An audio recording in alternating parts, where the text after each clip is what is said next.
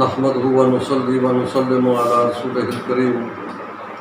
اما بعد فاعوذ بالله من الشيطان الرجيم بسم الله الرحمن الرحيم الصلاة والسلام عليك يا سيدي يا رسول الله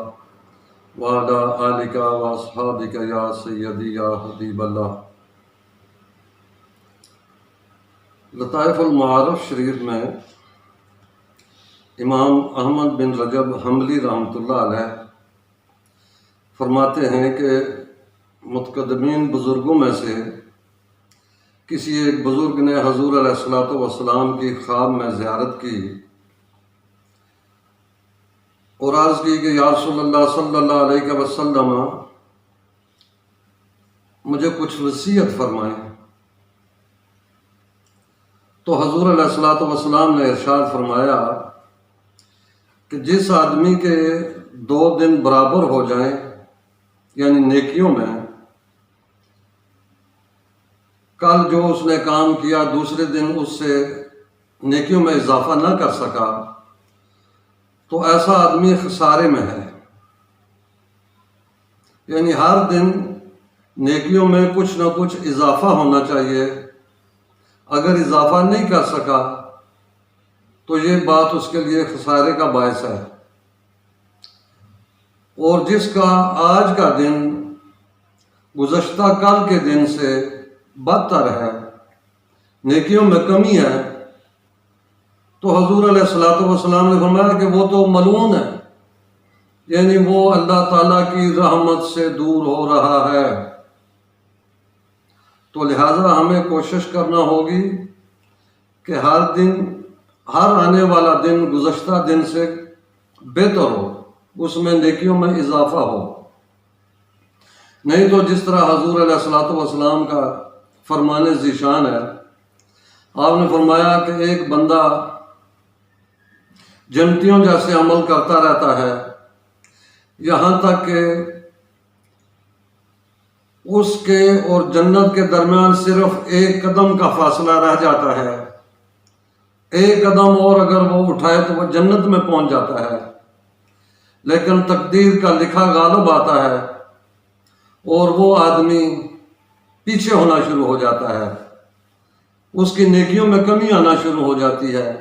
وہ جہنمیوں کے جیسے عمل کرنا شروع کر دیتا ہے، آہستہ آہستہ وہ جنت سے دور ہوتا جاتا ہے، یہاں تک کہ استغفر اللہ اس کا خاتمہ جو ہے وہ جہنمیوں والے اعمال کے ساتھ ہوتا ہے۔ اسی طرح ایک آدمی حضور علیہ الصلوۃ والسلام کے فرمان کے مطابق جہنمیوں کے عمل کرتا رہتا ہے یہاں تک کہ اس کے اور جہنم کے درمیان صرف ایک قدم کا فاصلہ رہ جاتا ہے، ایک اور قدم اس نے آگے بڑھایا جہنم میں پہنچ گیا، لیکن تقدیر کا لکھا غالب آتا ہے کہ وہ اہل جنت جیسے کام کرنا شروع کرتا ہے، نتیجتاً جہنم سے دور ہونا شروع ہوتا ہے اور جنت کے نزدیک ہونا شروع ہو جاتا ہے۔ تو اس طرح کرتے کرتے آخر میں اس کا خاتمہ جو ہے وہ اہل جنت کے ساتھ ہو جاتا ہے، تو وہ جنت میں پہنچ جاتا ہے۔ تو میرے دوستوں بزرگوں، کوشش یہی کریں کہ اگر کل جو ہم نے عمل کیا اس سے آج بہتر عمل کریں تو یہی جنت والے جانے جیسا عمل ہے، اور اگر اعمال میں نیکیوں میں کمی ہے تو پھر یہی ظاہر ہو رہا ہے کہ آدمی جنت سے دور ہو رہا ہے، جہنم کی طرف جا رہا ہے۔ ایسے تجربہ ہوا کہ یہ ایک ایسے آدمیوں کو دیکھا ہے کہ وہ کسی وقت کوئی نیک مجلس انہیں مل گئی، کوئی اچھے ساتھی مل گئے تو انہوں نے نمازوں کی پابندی شروع کر دی، جماعت کے ساتھ 5 وقتہ نماز پڑھنا شروع کی، نعتیں وغیرہ پڑھتے رہے، اذانیں پڑھتے رہے، یہاں تک کہ تہجد گزار ہو گئے، لیکن پھر کوئی ایسی مجلسیں آئیں، کوئی ایسے دنیا میں محو ہو گئے کہ آہستہ آہستہ تہجد پڑھنا بھی رخصت ہو گیا، اذانیں پڑھنا ختم ہو گئیں، نماز کی پابندی ختم ہو گئی، تو پھر یہ ظاہر ہو رہا ہے نا کہ وہ آدمی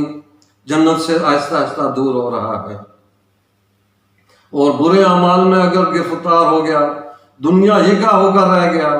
دین کو اس نے بالائے طاق رکھ دیا، تو پھر جہنم کی طرف جا رہا ہے۔ تو اب میرے دوستوں بزرگوں، ہمیں تھوڑا سا غور کرنا ہوگا، اپنے اعمال کا محاسبہ کرنا چاہیے، سوچنا چاہیے کہ کہیں ہم جنت سے استغفر اللہ دور تو نہیں ہو رہے،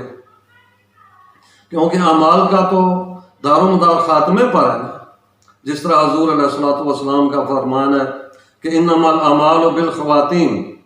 اعمال کا دار و مدار خاتمے پر ہے، جس طرح خاتمہ ہوا اسی طریقے سے، یعنی جس طرح آخری عمل ہوا